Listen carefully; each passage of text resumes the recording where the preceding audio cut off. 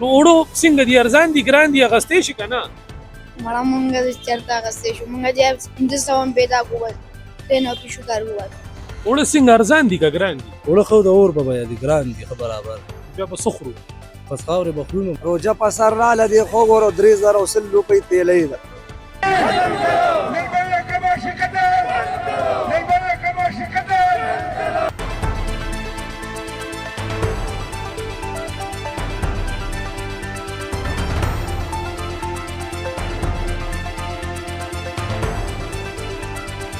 ډېر عجیب موږ خو احتجاجونه هم کړي دي موږ درخواستونه هم ورکړي موږ هر څه کړي دي خو حکومت مخ تاسو ته خبره دا کړله بګیر که چېرې حکومت نن سبا 804 بس دغه دی د صوبې غم نشته د دوړې غم نشته دی نو دوی به هله کېږي چې کله وزیر اعلی فارغه شي که د زیات ته رسېدلي دي چې ورسې کله ډبل لوټۍ وخورو ورسېدې که نه او کله ما ته ګوره مینچې راوالو ورسېدې که نه ځان له یې پخېږو بیا شوې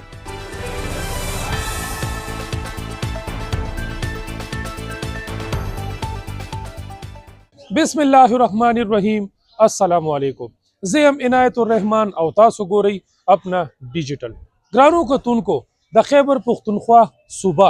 یو ځپلې شوې او متاثره صوبه ده د دهشتګردۍ حالت سره که وګورو او که د ګرانۍ حالاتو ته وګورو دریم ځل حکومت دی د پی ټي آی د ګورمنټ خو ګراني بیا هم ختمه نه شوه همدې حوالې سره موږ اشرف روډ او د وړو مارکیټ ته راغلی یو د دې چې کم صدران دي نن بیان سیچویشن صدران چې کم دي او د تاجران او مزدور طبقه چې کم مزدور کار دي هغوی سره به موږ تفصیلي خبرې کوو چې اوس ګراني ده او که ارزاني ده اوړه اخیستی شي او که نه د کور کرایانې او بیلونه دا دي ادا کولی شي بچي پرورش هغه دي کولی شي او که نه د ټولو سوالاتو جوابات د تاجرانو نه او د مزدورانو نه یو تفصیلي ریپورټ موږ جوړو د تاسو سره په اپنا ډیجیټل باندې شیر کوو خزوانه وایه اوړه څنګه دي یار ارزان دي که ګران دي والله مشره اوړه خو د زیات ته رسېدلي دي چې ورسې کله ډبل لوټۍ وخورو ورسېدې که نه او کله ما ته ګوره مینچې راوالو ورسېدې که نه ځان له یې پخېږو بیا شوې حالات ډېر ګران دي لکه سخت شوي دي ورسې 4 ورځې دیاړي وکړو تروړه پکې ځان له نه شو اخیستی ورسېد نو څه پې بچي دي شته بچي م ولې نشته 4-5 بچي مې دي مال د الله نو ته چې ورځې دیاړي ونه کړي مزدوري ونه کړي بیا خو به تا ته هم تکلیف وي که نه ډېر جي ما ته وګوره نو بس تش ټول روان یو کور ته ورسېد څه نه روړه وړه نه شي کور ته نه شو اخیستی که نه جي حالات خراب دي به ډېر زیات والله دا څه وجه ده د پنجاب نه اوړه رابند شوي دي که څه دا بس ټول پنجاب ته ګټه وټه وتې ده نیکه نو بس هلته پنجابیان ما ته وروره مزې پې کوي او موږ دلته ګسي خورو تکلیف کیږي او که نه ډېر تکلیف کیو نیک څه به وایې کاکا وایه که نه د اوړو څه حالات دي ګران دي که ارزان دي بس اوړه خو نه که ګران دي کم یو شی دی چې هغه ارزانه دی هر یو شی ګران دی دغه روجه په سر راغه روژه په سر راله دی خو ګوره 3000 روپۍ تیلی ده نو څه به او کوو پنجاب نه را پرېږدي دي خو ګوره نو چې په 10,000 پکې ګټه نه 1,00,000 روپۍ او 80,000 روپۍ په ګاډي دوی ټیکسونه موږ نه نو دوی به دوی په موږ ګران خرڅوي بیا یعنې دام نه چې دوکاندار یې ګران خرڅوي اخوانه دی خو ګوره حکومت د طرفه دی خو ګوره په یو ګاډي باندې 50,000 روپۍ دغه اخلي نو ته چې مزدوري چې ته په کمه ورځ ونه کړي نو بیا دې څه حالات دي نو بس زه به د الله سره ته جنګ خو چا سره نه شو بس ښه خپه روان یو کور نو کور کې بچي تا نه تپوس بیا نه کړي چې نن خو بابا مزدوري نه ده شوې نو بس کله دوکاندار نه تیلی قرض والو کله بل نه راوالو به د یوې هفتې 11 پارو د بلې هفتې 12 پارو څه به وایې یار ځوانه هر څه کار دی شوی مخکې به موږ د وړو توړې نه یو تیړي کوله او اوس ولا 3 تیړې نه کوو نو موږ مجبور شو اوس موږ د کار کوو مطلب وړو موږ استعمال نشو استعمالولای ګران شو کنه نو موږ ته ډیر سخت شول تکلیف دی ته څه کې بچي مزدوري کې دلته خانجي ور ټوله ورځ ګرځو بس ماښام کې لاړ شو کور کې 500 ورکوږي کوم نه کوه داسې لاړ شو ګرځو را ګرځو پلار دې شته نو څه کوي پلار دې کار کوي کار نه کوي ایسو نشه کوي او ته راوتې د کور ذموارې کور کې مزدوري د دې لپاره نو دلته مزدوري کېږي ته مالک ته 12,000 سیوار کوي د مور د سترګې دي نو اوړو څنګه دي ارزان دي ګران دي اخیستی شي که نه مړه مونږ چېرته اخیستی شو مونږ چې 500 هم پیدا کړو بس ټرین او پیشو کار ووت نو دې کې خو بیماری م راځي کور کې به د رونه خویندې بیماریږي نو بیا څه کوئ ته مالک ته بس ته به راته راکوي ته نه به سره ساتو او بېشکه نو دا خو روژه هم بچې په سر راغه روژې بیا څه صورتحالي بیا خو مزدوري ته کولی شي روژې نیسي که نه ولې به نه نیسو خامخا به نیسو نو بیا مزدوري ته څنګه کې کوو به نو سخته او ځان تېرې چې مزدوري کې سخته او په ځان تېرې د کور ذمهواري مور دې ته څه وایي چې ماښام لاړ شي چې مزدوري په کمو ورځتونه کې بیا درته څه وایي څه به راته ووایي بس کې به نو کټ کې به څه به ورته ووایو خفه کېږي ستا خو دا اوښکې په سترګو کې ډېرې زورورې دي یار جوورې دي دا خو سړی ډېر خفه کوي وګوره دا وخت ته منظورې نو دا خواهش چې د مور پلار خو به مې که نه چې ته دې تعلیمو کې سبق ووې پته خو بس څه به کوو نور وروڼه خویندې دي تپوس پوښتنه کوي چې لالا به مې کور ته راځي څه به یې راوړي ها دا بچې دا اوښکې ستا چې کومې دي که نه دا ستا د ذمهوارۍ هغه ثبوت ورکوي دا ستا جوورې په مخ کتارونه اوښکې نه دي دا هغه یقین ورکوي هغه خلکو له کتونکو له چې ته د کور یو ذمهوار فرد یې که ستا پلار نشهي دی که نه خو ته لګیې خپله هغه ذمهواري پوره کې لګیې همداسې ده په زړه دې څه ارمان دی د مور پلار څه ارمان دی داسې شته چې بیا پوره کې په زړه مې دا ارمان دی بچي د مور او پلار ټولې خوشحالیانې پوره کړه چې څه پړه ارمان دي ټول ارمان ورته پوره کړه دا ارمان دی تا دې خدای خوشحاله کړي تا دې خدای ډېر کامیاب کړي الله تعالی زندگی درکړي چې د خپل مور پلار خدمت د وړو څه حالات دي کور ته تروړه خو به وړئ کیلو نه شوړې ګرانه ګراني د مزدوري کله کاری کله نه وړم ګران دی پرېدو روان دي هره ورځ بچي دې شته مال د خدای نو ماښام خو به درنه تپوس کوي چې بابا مې مزدوري کړې ده نو بس مهنګایي د ګراني د هر څه ګران دي نو بس هر څه کله یو کله نه بس دا خو روژه هم راغله رانږدې شوه روژه ده نو بیا روژه کې ستاسو څنګه دیاړي مزدوري کېږي بس کله وشي کله ونه شي به دیاړي مزدوري بس نصیب خبره ای نو چې ونه شي بیا ماښام خو تپوس کېږي بچي خو غواړي که نه بس الله چلے بس به نصیب خو ډېره ګرانه ده یعنې هر څه الله کوي بس انسان نه خو بس ناامیده ده اوړه څنګه ارزان دي که ګران دي اوړه خو د اور په بیه دي ګران دي ښه برابر نو بیا به څه خورو بس خاورې به خورو نو بس ګراني شوه ګراني ده نو بس خلک زړه خوري او موږ به اوړه خورو بس ګراني ده په دې وخت کې خپل ځان نشو ساتلی څنګه ارزاني ده بیا خو به اوړه کور ته وړئ اوړه چې وړی هم شو نو دلته هم څه کوله ماښام سیر اوړه نشو پیدا کولی مزدوري کېږي که نه مزدوري کله کېږي او کله نه کېږي نو دا خو روژه هم رانږدې شوه بیا به روژه کې څه حالات دي نو بس الله نه به خیر غواړو چې څه کېږي نو بس کله 200 کله 500 کله 1000 کله 800 په 200-500 ستا کور خرچه بس چلیږي الله یې چلوي نو موږ ته چې په موږ شوخ موږ یې خو نشو چلولی نو مخکې بچي چې کور کې تا نه بیا غواړي نو اخراجات دې پوره کېږي د هغې نه پوره کېږي چې پوره کېدی نو بس دلته هم څه کوم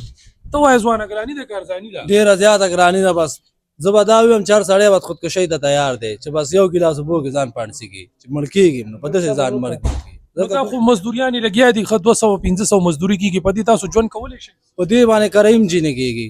یو ګیس هم پې سړی نشي اچولی بچي خو به درنه غواړي که نه ولې نه غواړي بچي خو دې غواړي شرمۍ دی بچي بچو ته اوړو سره څه کوې تروړه کور ته وړئ که نه بس په دړو